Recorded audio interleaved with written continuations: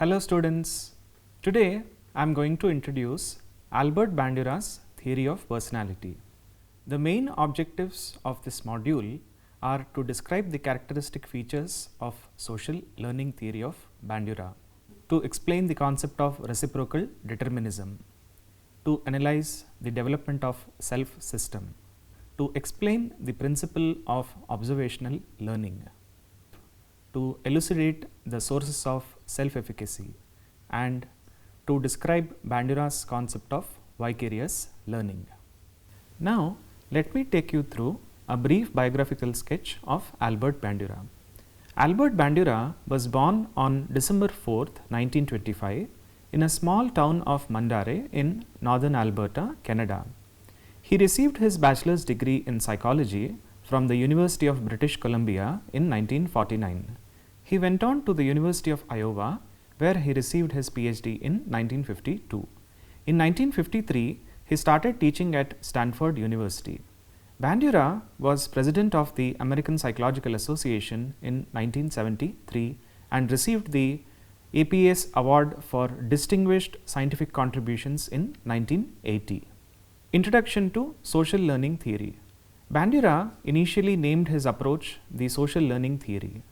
Later on, it was renamed as Social Cognitive Approach to emphasize the cognitive component involved in it. Social cognitive theory explains behavior in terms of a continuous reciprocal interaction between cognitive, behavioral, and environmental determinants. It emphasizes that people learn by observing others.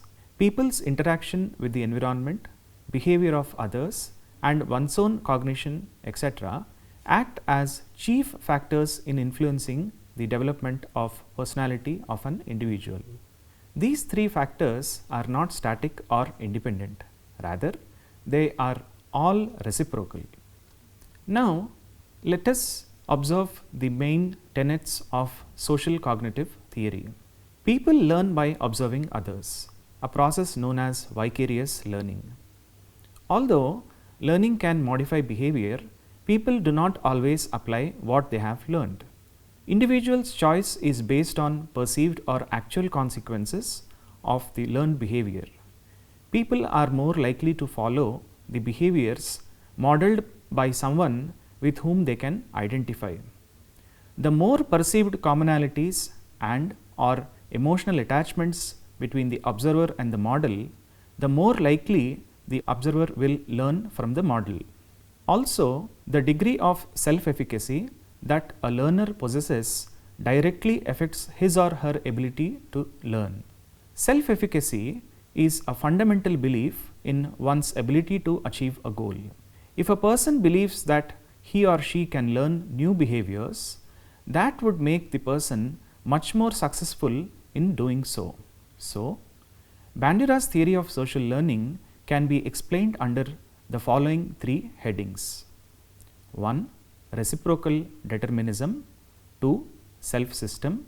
3. Principles of observational learning. Now, let us observe reciprocal determinism. Social cognitive theory favors a model of causation involving triadic reciprocal determinism. In this model of reciprocal causation, behavior, cognition, and other personal factors and other environmental influences all operate as interacting determinants that influence each other bidirectionally.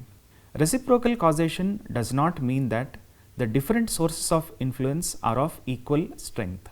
Some may be stronger than others, nor do that the reciprocal influences all occur simultaneously. It takes time for a causal factor to exert its influence and activate reciprocal influences. In this diagram, B represents behavior, P represents personal factors in the form of cognitive, affective and biological events, and E represents the external environment. The PB segment of reciprocal causation reflects the interaction between thought, effect and action.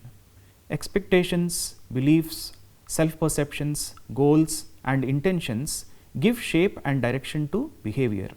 What people think, believe and feel affects how they behave. The EP segment of reciprocal causation is concerned with the interactive relation between personal characteristics and environmental influences. Human expectations, beliefs, emotional bents and cognitive competencies are developed and modified by social influences. The BE segment of reciprocal causation in the triadic system represents the two-way influence between behavior and the environment. In the transactions of everyday life, behavior alters environmental conditions and is in turn altered by the very conditions it creates. Because of the bidirectionality of influence between behavior and environmental circumstances, people are both products and producers of their environment.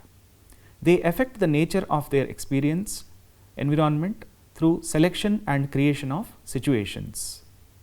Let us consider how reciprocal determinism applies to your college courses. 1. The environment influencing behavior. There is a course that you very much want to take, but it is not being offered this semester. So, you have to make an alternative selection. A course that you want to take has a prerequisite that doesn't appeal to you, but you sign up for the latter in order to satisfy the requirement.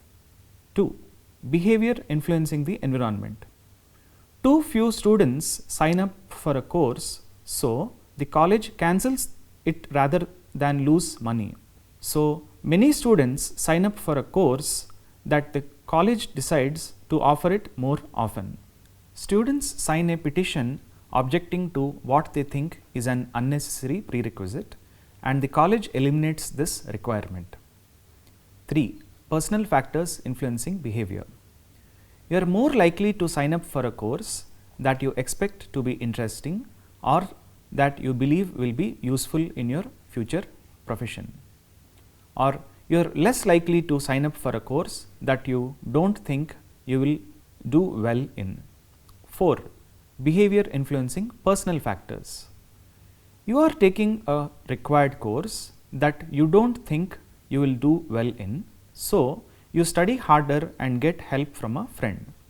Your efforts seem to be fruitful, so your thoughts become more positive and you expect to do well on the first exam. 5. Personal factors influencing the environment. A course has to be cancelled because students expect it to be boring and believe that it will involve a great deal of work, or extra sections of a course have to be scheduled because students expect it to be very interesting and believe that the workload will be reasonable. 6. The environment influencing personal factors. A course that is boring causes you to think negatively about that subject and believe that you won't like other courses in that area, or being at a top rated college causes you to expect more difficult assignments and believe that you will have to work hard. Thus, a complete analysis of behavior from reciprocal determinism requires consideration of all three sets of behavior: cognitive, behavioral and environmental influence one another. Bandura discusses the personal determinants of behavior in terms of the self system and individual's self-efficacy. Now, we shall go through self system. It is evident from the reciprocal determinism that all the three segments are mutually interactive. Now, the question arises that do they have some starting point? Bandura answered in yes, and that point is self system. In social learning theory, a self system is not a psychic agent that controls behavior. Rather, it refers to cognitive structures that provide reference mechanisms to set of functions for perception, evaluation and regulation of behavior. According to Bandura, the three components involved in self system are self-observation, judgmental processes and self-response. 1. Self-observation. In self-observation, we look at ourselves, our behavior and keep check on it. 2. Judgment. In judgment, we compare what we see with a standard. For example, we can compare our performance with traditional standards such as rules of etiquette. 3. Self-response. If you did well in comparison with your standard, you give yourself rewarding self-responses. If you did poorly, you give yourself punishing self-responses.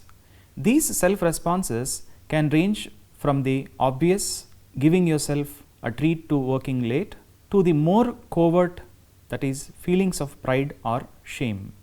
4. Self-efficacy. A very important concept in psychology that can be understood well with self-regulation is self-efficacy.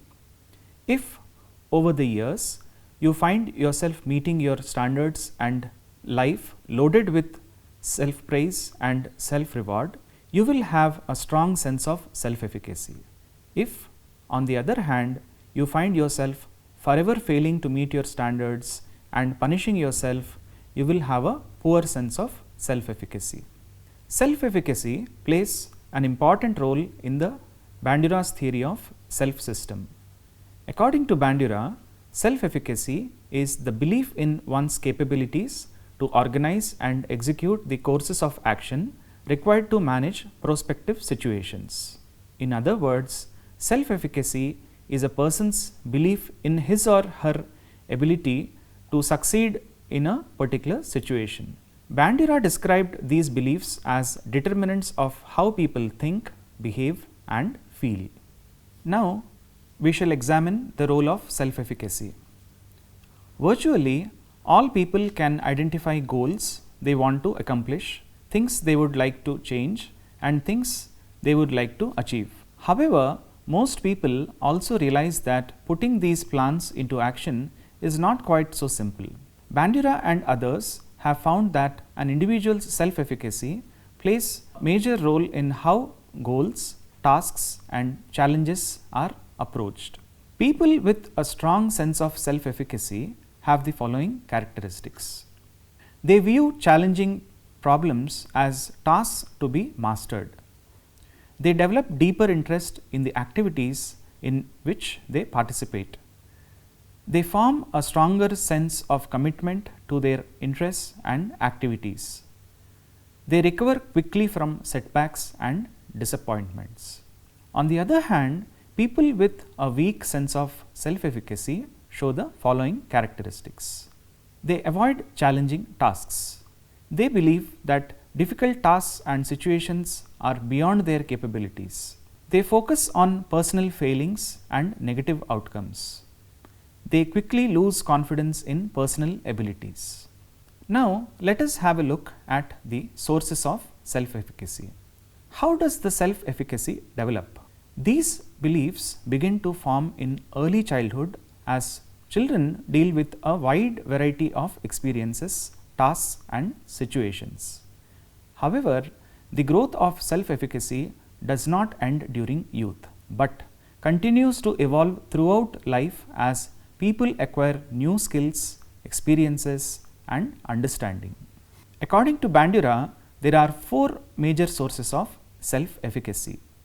1. Mastery experiences.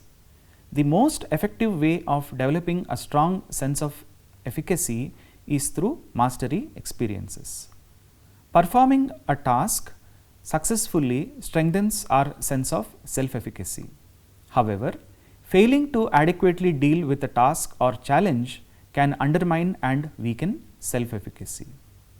2. Social modeling.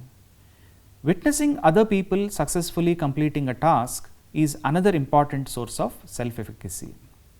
According to Bandura, when a person sees another person or persons similar to oneself succeeding by one's sustained efforts, makes the person raise the belief that they too possess the capabilities that could help them master comparable activities and succeed.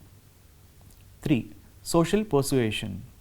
Bandura also asserted that people could be persuaded to believe that they have the skills and capabilities to succeed.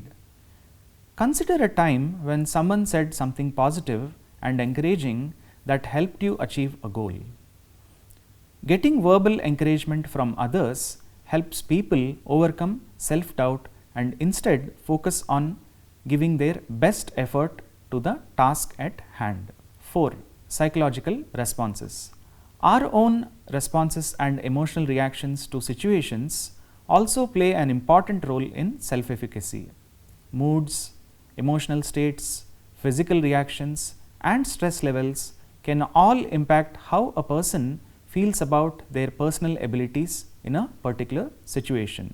A person who becomes extremely nervous before speaking in public may develop a weak sense of self-efficacy in these situations. Now, we shall examine the principles of observational learning. Bandura's social cognitive theory emphasizes the social origins of behavior in addition to the cognitive thought processes that influence human behavior and functioning. Bandura's social cognitive approach proposes that cognitive factors are central to human functioning and learning can occur in the absence of direct reinforcement. That is, learning can occur simply through observation of models and in the absence of reinforcement. According to Bandura, people learn a great deal simply by watching or observing others, by reading about what people do, and by making general observations of the world. To illustrate that people learn from watching others, Albert Bandura constructed an experiment entitled Bobo doll behavior, a study of aggression. In this experiment, Bandura exposed a group of children to a video featuring violent and aggressive actions. For the experiment, Bandura made a film of one of his students, a young woman, essentially beating up a Bobo doll. Bobo doll is an inflatable egg-shaped balloon creature with a weight in the bottom that makes it bob back up when you knock him down. The woman punched the clown, shouting "Socceroo." She kicked it, sat on it, hit with a little hammer, and so on, shouting various aggressive phrases. Bandura showed this film to groups of kindergartens who liked it a lot. They then were let out to play. In the playroom were several observers with pens and clipboards in hand, a brand new Bobo doll, and a few little hammers. A lot of little kids bet the daylights out of the Bobo doll. They punched it and shouted "Socceroo," kicked it, sat on it, hit it with the little hammers, and so on. In other words, they imitated the young lady in the film, and quite precisely. Bandura called this phenomenon as observational learning or modeling, and this theory is usually called social learning theory. Bandura established that there were certain steps involved in the modeling process. 1. Attentional processes. In order to learn, you need to be paying attention. Anything that detracts your attention, that is, if you are sleepy, groggy, sick, nervous, or hyper, you will learn less well, which has a negative effect on observational learning. On the other hand, if the model is interesting or there is novel aspect to the situation, you are far more likely to dedicate your full attention to learning. Some of the things that influence attention involve characteristics of the model. If the model is colorful and dramatic, for example, we pay more attention. If the model is attractive or prestigious or appears to be particularly competent, we will pay more attention. And if the model seems more like ourselves, we pay more attention. 2. Retentional processes. The ability to store information is also an important part of the learning process.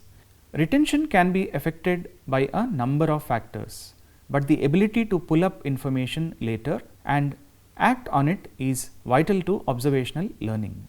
Thus, you must be able to retain and remember what you have paid attention to. This is where imagery and language come in. We store what we have seen the model doing in the form of mental images or verbal descriptions. When so stored, we can later bring up the image or description so that we can reproduce it with our own behavior. 3. Reproduction processes. Once you have paid attention to the model and retained the information, it is time to actually perform the behavior you observed. Further, practice of the learned behavior leads to improvement and skill advancement. Through the reproduction processes, you have to translate the images or descriptions into actual behavior. Also, it has been noted that our abilities improve even when we just imagine ourselves performing. Many athletes, for example, imagine their performance in their mind's eye prior to actually performing. 4. Motivational processes. In order for observational learning to occur and be successful, you have to be motivated to imitate the behavior that has been modeled. Reinforcement and punishment play an important role in motivation. For example, if you see another student rewarded with extra credit for coming to class on time, you might start to show up a few minutes early each day. Now, let us know the concept of vicarious learning. Closely related to observational learning is vicarious learning, another distinctive feature of Bandura's social cognitive theory. Vicarious learning, or the process of learning from other people's behavior, is a central idea of social cognitive theory. This idea asserts that individuals can witness observed behaviors of others and then reproduce the same actions. As a result of this, individuals refrain from making mistakes and can perform behaviors better if they see individuals complete them successfully. Example: a student answers the teacher's question because he saw one student praised by the teacher for doing it.